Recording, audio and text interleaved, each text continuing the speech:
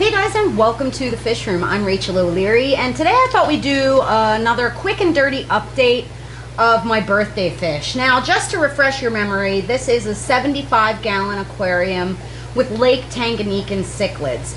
They are a group of young fish, but have some really unique behaviors, and they're doing super well.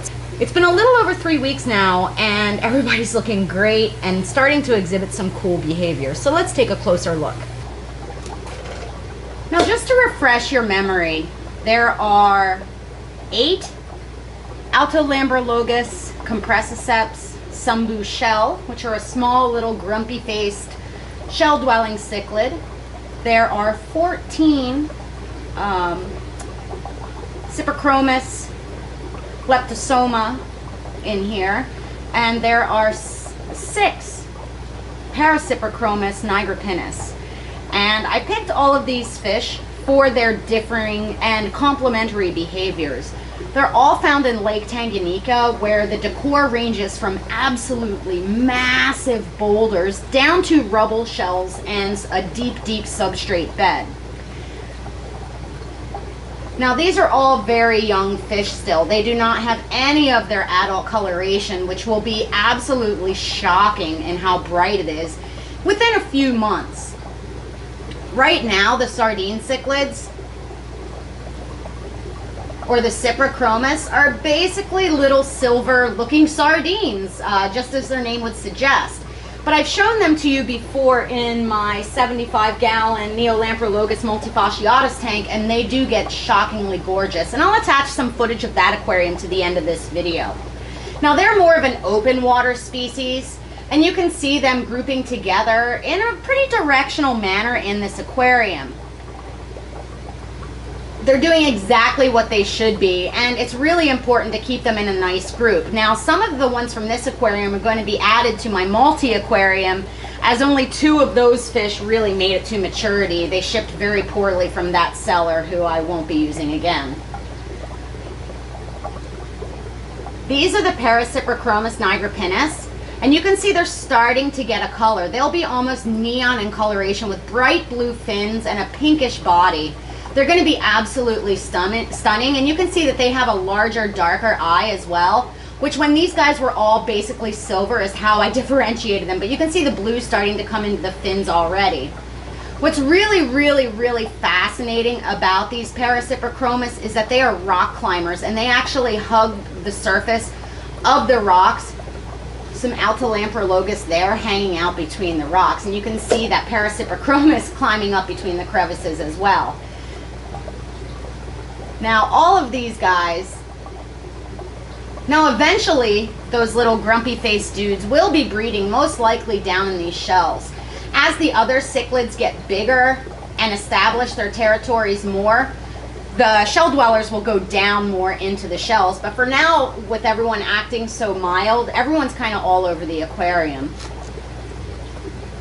My goal for this aquarium was to really mimic the native habitat of where these fish come from, which is why I use such large boulders.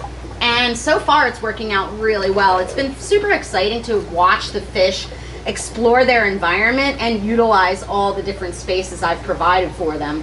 And I think it's something we should really consider when setting up an aquarium is how fish interact with their native environment. You know, it's not very feasible for most of us to set up a true biotope sourcing all of the materials from their native range, but you can sure come close. And these rocks are ones that I sourced locally to me here in York, Pennsylvania.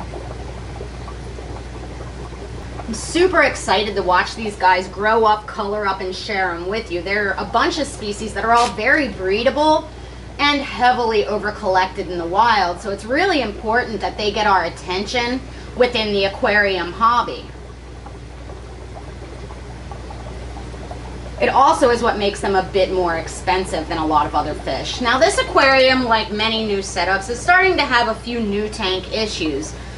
Most notably some diatom algae, and this will resolve over time, and I'm just simply removing it as I see it, scrubbing it down, and doing my water changes. It's a pretty typical new tank syndrome, because even though my filters were cycled, all of the materials that went into the aquarium were new, and they didn't have any established biofilm. I did throw a couple nearite snails into this aquarium in order to help with some of the algae. You can see one right there. And a zebra nearite on that back wall. And they'll do a great job. General stocking recommendation for nearite snails for algae eating is about 1 per 5 gallons. I only put 3 in here. I don't really expect them to clean everything, but they're going to help me stay on top of things. Let's go ahead and feed these guys and get a closer look at them. For filming purposes, I've put in Sarah Onip because it sticks to the glass and it makes it easier to get good shots of the fish. In the wild, all of these species are ones that eat a heavy protein diet, insects, baby fish, or things like that. None of them are algae grazers, so this is an appropriate diet, though I do prefer to feed a nice mix of frozen and dried foods to my fish. You can see everyone has a fantastic appetite. If you remember correctly, one of the sardine cichlids had a really badly ammonia burnt tail, and with daily water changes over that first week, it completely resolved, and I can't even figure out which fish it was.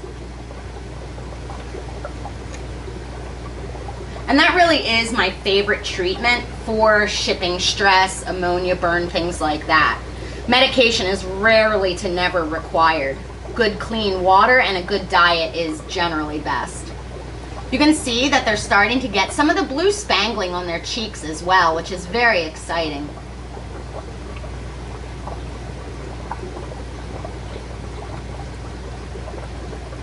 You can see some of the grumpy face fishes coming out. I really love those guys. They're ones I have wanted for my entire fish keeping career, and I'm just so excited to be getting them now. You can see that nobody is at all shy about eating. There's the little grumpy face dude. You can see they're starting to get, the shell species are starting to get some good color as well. Their fins will get nice and blue, and they'll get a yellow sheen to their body. This tank is going to be gorgeous once it hits maturity. But again, as with most of my aquariums, this is a marathon, not a sprint, and we'll have to be patient to see the fish reach their full potential. Let's take a look in my multi-tank, and you can see what the sardine cichlids will look like at maturity. That is a Cyprichromis leptosoma as well, and it took several months in this aquarium for them to really get this beautiful blue and yellow coloration. But it is absolutely striking, and I am so excited to increase the numbers in this aquarium, as well as see how beautiful they are in my other aquarium. They are very, very difficult to sex when young. And I had originally bought a whole bunch for this aquarium, but again, they shipped super poorly, and the seller was not interested in offering any sort of guarantee. So I just had to buy a big group when I got the new ones in order to increase the school in this aquarium.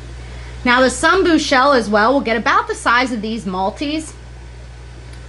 And the Para-cyprichromis will fall in between those two sizes, so it should be a really beautiful display when it's all said and done.